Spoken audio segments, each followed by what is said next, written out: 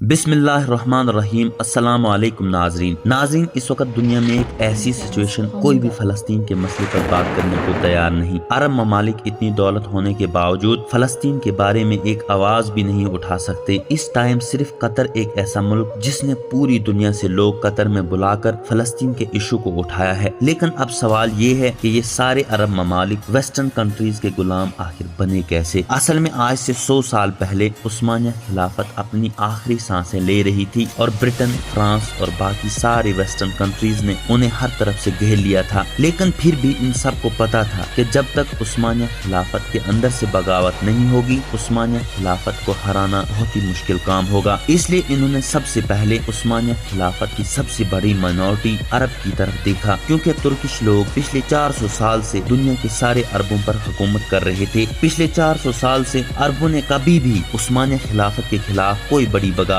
نہیں کی، کیونکہ عثمانیہ خلافت اپنے آپ کو ایک ترکی کی سلطنت نہیں بلکہ سارے مسلمانوں کی خلافت سمجھتے تھے۔ لیکن عثمانیہ خلافت کے آخری زمانے میں یہ امپائر بہت ہی کمزور ہو چکی تھی اور ان کے آخری پاورفل خلیفہ سلطان عبدالحمید نے بہت کوشش کی کہ اس امپائر کو بچایا جائے، لیکن اپنے آخری زمانے میں عثمانیہ خلافت اکنامکلی بہت ہی کمزور ہو چکی تھی، جس کی وجہ سے ترکی کے اندر خلیفہ کے خلاف ایک اپوزٹ پارٹی ینگ ٹرکس بہت تیزی سے آگے بڑھنے لگے اور آخر ان کی پاور اتنی بڑھ گئی کہ انہوں نے مل کر خلیفہ عبدالحمید کو تخت سے ہٹا دیا اور اس کے بھائی محمد ففتھ کو خلیفہ بنایا، جو صرف ایک نام کا خلیفہ تھا اور پاورز اس کے پاس کچھ بھی نہیں تھے۔ ساری پاور صرف اور صرف ینگ ٹرکس کے پاس تھے، جو بالکل ایک اینٹی اسلامک اور نیشنلسٹ پارٹی تھی۔ مطلب ان کا ماننا تھا کہ ترکی کی ساری کمزوریوں کی وجہ اسلام اور باقی مائنورٹیز، آرمینینز، گریک اور سب سے بڑھ کر عرب ہیں۔ اس لیے ینگ ٹرکس خلیفہ کے ہوتے ہوئے بھی ترکی میں عربی سیکھنے پر کافی حد تک پابندی لگا دی،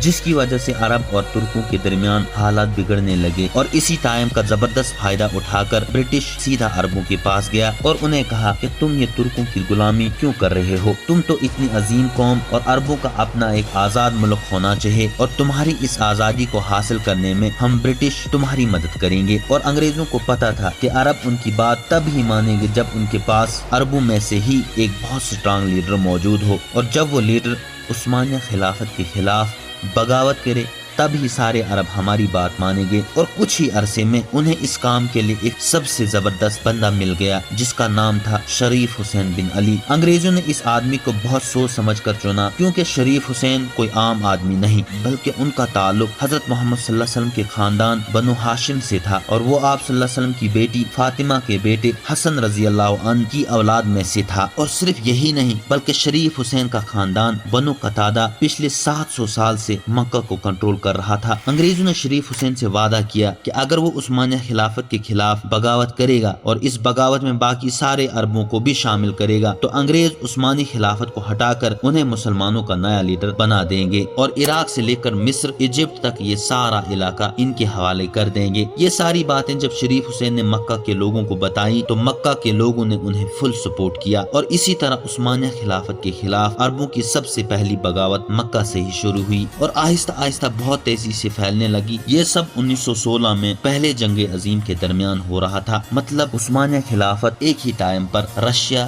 برٹش، فرانس، گریس، ان ساروں سے ایک ساتھ لڑ رہا تھا، اور اب اسے عربوں سے بھی لڑنا تھا، اور عربوں کے ساتھ برٹش جیسے پاورفل کنٹری کی سپورٹ بھی تھی۔ اور عربوں کو سپورٹ کرنے کے لیے انہوں نے اپنا ایک بہت ہی امپورٹنٹ ایجنٹ بھی بھیجا، جسے آج لارنس آف عربیہ کے نام سے جانا جاتا ہے۔ عربوں کی یہ بغاوت اس حد تک برٹش کنٹرول کر رہا تھا کہ لارنس آف عربیہ برٹش کے ایک عام سے ایجنٹ نے سب سے پہلے عرب پہنچ کر شریف حسین کے تینوں بیٹوں کا انٹرویو لیا، اور ان تینوں میں سے عربوں کی اس بغاوت کو کون لیڈ کرے گا، اور پھر ان تینوں میں سے اس نے فیصل کو چنا، کیونکہ اسے لگا کہ فیصل میں برٹش کا وفادار رہنے کا سب سے بڑا پوٹینشل ہے۔ اس طرح کچھ ہی سالوں میں فیصل نے برٹش کی مدد سے عثمانیہ خلافت سے یہ سارے علاقے چھین لیے، اور اب 1918 میں جب پہلی جنگ عظیم ختم ہونے والی تھی، عثمانیہ خلافت جو ایک زمانے میں اتنی بڑی امپائر تھی اب अब सिर्फ इतनी सी रह गई। अब मिशन पूरा हो चुका था और जैसा कि अंग्रेजों ने वादा किया था कि उन्हें शरीफ हुसैन को नया लीडर मान लेना चाहिए था, लेकिन अंग्रेजों ने शरीफ हुसैन से किए हुए वादे सारे तोड़ दिए और आपस में बेल्फोर डिक्लेरेशन साइन की, जिसमें अरब के अंदर यहूदियों के लिए इसराइल बनाने का क्लियर प्लान था। ये देखकर शरीफ हुसैन को ब्रिटिश पर बहुत गुस्सा आया और उन्होंने फलस्तीन में इसराइल बनाने की सख्त मुखालफत की। अब यहाँ से हालात बिल्कुल चेंज हो गए, क्योंकि पहली बार शरीफ हुसैन और ब्रिटिश एक दूसरे के सामने आए और उनकी दोस्ती आहिस्ता आहिस्ता दुश्मनी में बदल गई। इस सब से कुछ ही अरसे बाद और आज से 100 साल पहले 1924 में मुस्तफा कमाल की लीडरशिप तुर्कों ने उस्मानिया खिलाफत खत्म कर दी और आखिरी खलीफा सुल्तान अब्दुल हमीद को तुर्की से निकाल दिया। मतलब अब पहली बार दुनिया में कोई भी खलीफा नहीं था, जिसकी वजह से शरीफ हुसैन बनाली ने अपने आप को मुसलमानों का नया खलीफा डिक्लेयर कर दिया, क्योंकि अब इस सारे इलाके में वही सबसे पावरफुल मुसलमान रह गया था। लेकिन फ्रांस ये सब देखकर बहुत टेंशन में पड़ गया और उसने जाकर ब्रिटिश से कहा कि तुम पागल हो गए हो, तुमने मुसलमानों को एक ऐसा लीडर दिया है जिसका ताल्लुक हजरत मोहम्मद सल्लल्लाहु अलैहि वसल्लम की फैमिली से और मक्का में रहता है और अब खलीफा भी बन चुका है और अभी से इसमें इतना कॉन्फिडेंस है कि वो हमारे फैसलों के खिलाफ जाने लगा है, जिससे आहिस्ता आहिस्ता ब्रिटिश शरीफ हुसैन के लिए अपनी सपोर्ट थोड़ी कम करने लगे। इसराइल को ना मानने और ब्रिटिश के सामने खड़े होने के बाद अब अरबों में शरीफ हुसैन की रेपुटेशन थोड़ी बेहतर होने लगी और आखिर 1924 के एक अखबार में ये खबर भी छपी कि उस्मानी खलीफा सुल्तान मोहम्मद वहीदुद्दीन शरीफ हुसैन की खिलाफत को सपोर्ट करने का ऐलान कर दिया है। जब अंग्रेजों ने ये सब कुछ देखा तो उन्हें समझ आ गई कि अब शरीफ हुसैन उनके कंट्रोल से निकल चुका है, इसलिए उन्होंने आखिर अपना सारा सपोर्ट शरीफ हुसैन से हटाकर और एक नए लीडर को सपोर्ट करने लगे, क्योंकि वो लीडर अंग्रेजों की हर बात मानने के लिए तैयार था, जिसका नाम था अब्दुल अजीज इब्न सऊद। जिस तरह शरीफ हुसैन ने ब्रिटिश की मदद से उस्मानिया खिलाफत को तोड़ा था, इसी तरह इब्न सऊद भी ब्रिटिश की मदद से शरीफ हुसैन की खिलाफत को तोड़ने लगा और बहुत तेजी से ये सारा इलाका फतह कर लिया। ब्रिटेन ने अरबों से किए हुए सारे वादे तोड़ दिए और आखिर शरीफ हुसैन को ब्रिटिश ने गिरफ्तार करके साइप्रस में अपने एक जेल में डाल दिया और इसी तरह अंग्रेजों ने अरबों से अपने सारे वादे तोड़ दिए और अरबों की एक यूनिफाइड कंट्री बनाने का ख्वाब हमेशा के लिए खत्म कर दिया और अरब को बहुत सारी छोटी कंट्रीज में डिवाइड कर दिया ताकि वो हमेशा आपस में लड़ते रहें और अंग्रेजों के सामने खड़े न हो सके। और यही सेम प्लान उन्होंने हर एक कंट्री के साथ किया जो उनके अंडर थे। अंग्रेजों ने अरब ममालिक को बहुत सारे छोटे हिस्सों में डिवाइड कर दिया और उनके लीडर सिर्फ उन्हीं को बनाया जिन्होंने हमेशा अंग्रेजों का वफादार रहने की कसम खाई। जिसके बाद आहिस्ता आहिस्ता ब्रिटिश एम्पायर तो खत्म हो गई, लेकिन अरबों का ये सारा कंट्रोल ब्रिटिश से हटकर अमेरिका के हाथों में चला गया। अब अमेरिका ब्रिटिश की तरह इस सारे ममालिक को कंट्रोल करता रहा और दरमियान में जिसने भी अमेरिका के खिलाफ जाने की कोशिश की उन्हें रास्ते से हटा दिया गया, जैसे कि सऊदी अरब के किंग फैसल, इजिप्ट के मुर्सी, लीबिया के गद्दाफी। इन सब को अमेरिका ने बाकी सारों के लिए इबरत बनाकर छोड़ा। इसलिए आज चाहे जो भी हो जाए अरब कंट्रीज कभी भी वेस्ट के खिलाफ नहीं जाती, क्योंकि इन सारे कंट्रीज को बनाया ही अंग्रेजों ने है। नाज़रीन, इसी उम्मीद के साथ इजाजत दीजिए कि आपको हमारी वीडियो पसंद आ गई होगी। मिलते हैं बहुत जल्द एक नई तारीखी, तहकीकी और मालूमाती वीडियो के साथ। देखते रहिए बज़्म उम्मा। अल्लाह रब्बुल इज़्ज़त आपका हामी और नासिर हो।